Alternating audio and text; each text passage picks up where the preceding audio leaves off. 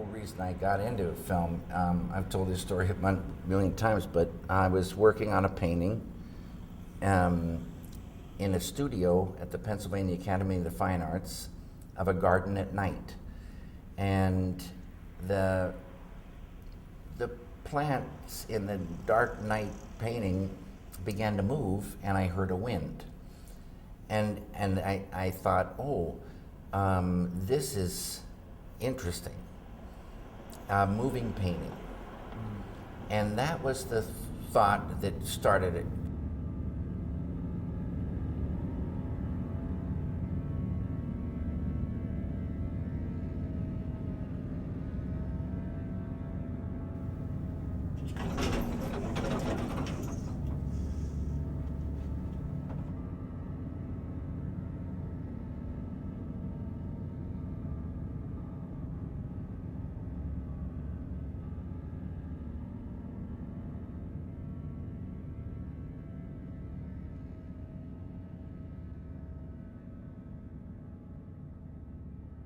So to get a painting to move, it held another whole kind of possibility.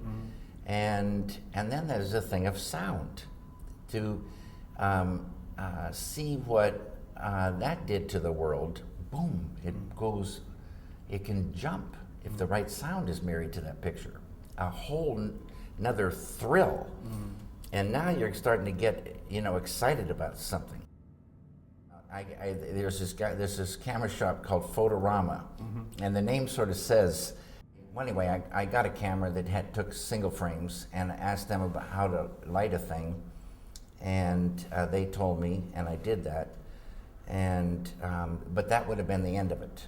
But some guy commissioned me to do one for his home, because you could set up a projector and turn it on when you want, and this thing would go in a loop, and it would be on a sculpture screen. It's sort of like a painting, but a moving painting. And I got a new camera, a Bolex, but I didn't realize it, but it had this broken, they said it was a broken take-up spool. I don't know exactly what was broken, but I worked for 2 months on this animation, and took the 100-foot thing in to get developed, and I came back, put it up against the sunlight, and it was one continuous blur. Everybody thought I would be very upset, but something inside me made me happy, and I made a completely different kind of film out of that, supposed disaster. But it was such a gift, that thing, a gift beyond the beyond. Somewhere along the line, I catch an idea. And that idea is everything to me then. Catch an idea that's a film idea, you fall in love with it for 2 reasons. One, the idea itself and how cinema could translate it. And then you just stay true to that idea and go. And it just keeps talking to you, and you just keep staying true to it and not walk away from anything till it feels correct based on that idea. And that is it. I always use this analogy of fishing. So if you catch one idea, even if it's just a tiny little fish of an idea, but it's a beautiful little fish, and it indicates something, and you fall in love with it, but it's a fragment. Then if you focus on that and think about that and desire more, they'll swim in, and over time they'll swim in. You can't necessarily count on it, but it's our experience that they do come in. And so one thing will start it, and then more will come, and more will come, and like this. But the ideas can come at any time after that, But many things are worked out in script form. So by the time the script is finished, you present it to somebody, I guess, in the system, and then it's one big idea, many little parts, but they see the whole. To me, a script is like a blueprint. It's not the finished house. So, and there's millions of stories of how once you start seeing the house, you say, wait a minute, this would be better to be a slow curve instead of a hard edge, and we need a fireplace here. But there's certain things that the seeing of it conjures up, or happy accidents that happen along the way that you need to be on guard for, because those things could just jump it. It's not finished till it's finished. So who's to say that that idea was just waiting for you, the final piece, or it opens up another whole thing, but it was always sort of meant to be. There can be something in the script, but when you actually get into doing it, it's so much more full, and you discover things that came out of the script, but in doing it, it carries it further. And so it just isn't finished till it's finished. When the whole feels correct, then you say it is done. It's done. If you've got a bunch of canvases, ready to go, and you've got paint and a place to work, now you're just, you catch, all you need to catch is an idea to get you started. And then it's action and reaction. Because the paint, it starts talking to you. And so this beautiful action and reaction process starts, and a whole bunch of different things happen, but more often than not, there's a point where the action and reaction, the reaction is to destroy the thing. Yeah, I mean, it's, pretty much bullshit, surface, baloney, and you just want to destroy it. And in the destruction, because the destruction is much more free, there can be some section, some things that you say, wait a minute, and you start working into that and building on the thing that was destroyed, building on the destruction, and another thing comes out, and that's really the way the thing can grow. Get past the thing that you maybe did before, and that's now tired, and you want to break through to something else. A lot of destroying, and if you're not up for destroying, you just can't get there. You get an idea, and this whole thing, and you get an idea, and it happens in a second. But when you start writing it, there's so much there, so much. And if you really were going to focus on just this fragment, you could write sometimes pages. And it's so in that moment, all this stuff is there. And so I try to write it down, I say, in such a way that when I read it later, I'll remember that thing, and it will come back, and that's the only, and so you won't forget it. I'm in awe of ideas because they seem to come from outside us, and then suddenly they enter our conscious mind, and there it is. It's a real gift. The surface is beautiful, but it's the surface. And so when we see a person, we see the surface. And as they begin to talk, we through the hearing, we get glimpses of something more than the surface.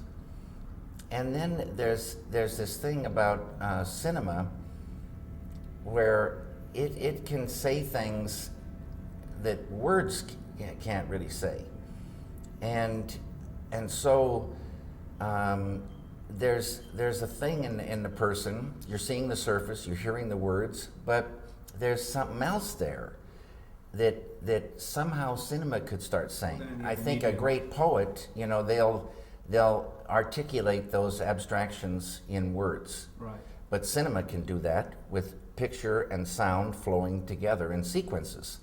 So it's kind of magical, but it goes into the abstract. And I love the idea of going deeper into a world or deeper into a character in the world.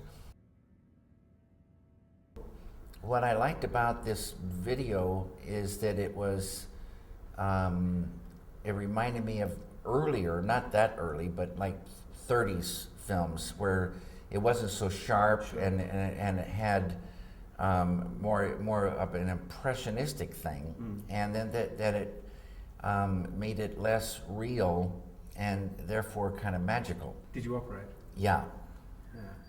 Had you operated before? No, but I mean sometimes some shots I'd like to, you know, but not much. That's another thing. There's, as you know, if you've got the camera, you're going to do something that you wouldn't do if you're back here and there's two people in front of you, you know, and you don't have the hands on. So this to me means I don't want to go back that way, and to having an operator, and I just love being in there. I mean, I've found that the psychological difference between being alone with an actor and having even two people is immense. Yeah. And you get a completely different film. And I've found that I've talked out of shyness or awkwardness, I've so often been talked out of doing something. Yeah. Because of the audience, you know. You just said it. And we don't need that kind of thing. We need to do what's feeling correct right now, no matter what. And it's got to be smooth, effortless, no obstacles, and the digital world is giving it to us more and more and more. So small, the crew, long takes, feel it, and you know, you're still staying true to the idea even more than ever, because you're right in it. I got people that, you know, are taking sound, and I'm trusting that if the picture is moving on the screen, that I'm shooting. You see what you got. If you don't like it, you can pop a 40-watt bulb over here.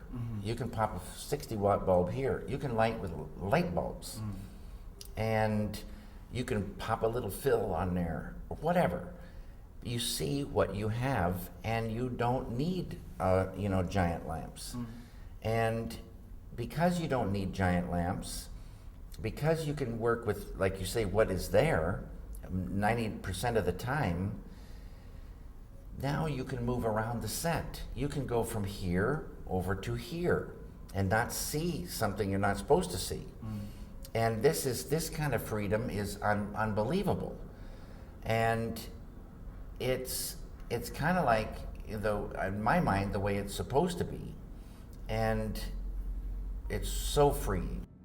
Freddie Francis was telling me on The Innocents, I think it was the name of Deborah Carr, all the actors had to wear sunglasses because they wanted that huge depth of field, and they had giant arc lights everywhere, and it was blindingly bright. That's a beautiful bulb. Is that a Polish bulb?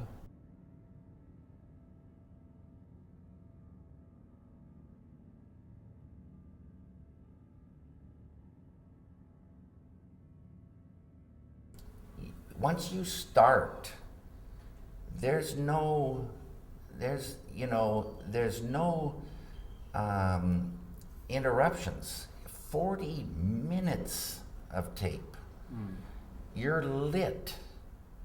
You're now can go in there, and so a kind of a focus goes. So you can pop here, you can go here, you can go back there, you can go back there, you can talk to them while you're working. And you can go, and everybody's like, you know, kind of there. And so it doesn't get broken. What do you expect of an actor? To make it real from a deep level. And I love actors, and I love whatever I can do to let them make it real from a deep level. I'm there, you know, and the only thing I go by is the idea. So if they're talking too fast, I ask them to slow down. But I ask them to slow down because then I maybe give them some reason, you know, something to think, you know. It's all talking till they tune into the same idea. Once they catch it, they're going to talk slower, and they're going to hold on this pause, and they're going to be doing this just like falling off a log. Get them in the groove, on the same path, based on the idea. And it's like they got to let go, like I say, of their own personality and take on another. It's risky business, and they got to make it real. It's just got to feel real, and there they go. Are all actors capable of that? They all are, and it may you know all this stuff, but like one is great on take one. They just get it. That's the way they go. They do 2 or 3 takes, it just gets wooden. Another is wooden, and then bango, they pop it. And if they're in the same scene, you know, a 2-shot, it get kind of weird. So everybody's different, but they all can get there. And when they get there, I think it's kind of a euphoria for everyone, especially for them. It's like there's no denying it. They were there. But I just want to say one thing about the film. See, because this is a festival for the cinematographer, and these guys, they just love film. They do. And we all love film so much. It's so beautiful. And I really respect them for getting, better and better and better images. But really what it comes down to is getting the image, whatever it is, that is true to that idea. And so the great ones, they'll help you get, whatever it is, in the best possible, technical way, but maybe it's just, it goes against all, the rules, and it's technically bad, but it's what you want. That's what a great cinematographer is to me. Help you get whatever it is that idea is, telling you. And they come in and get in tune with that same idea through talking and action and reaction. You see something, you say, no, Fred, this isn't, the thing. And then you talk, and then pretty soon they zero in. And so if everybody you're working with gets zeroed in on the same thing, and then they help you get that. Film is beautiful, but it's now having had this experience, I would die to go that slow ever again. And it's slow not in a good way, slow in a death. Do you think you won't go back? No, I'm not going back.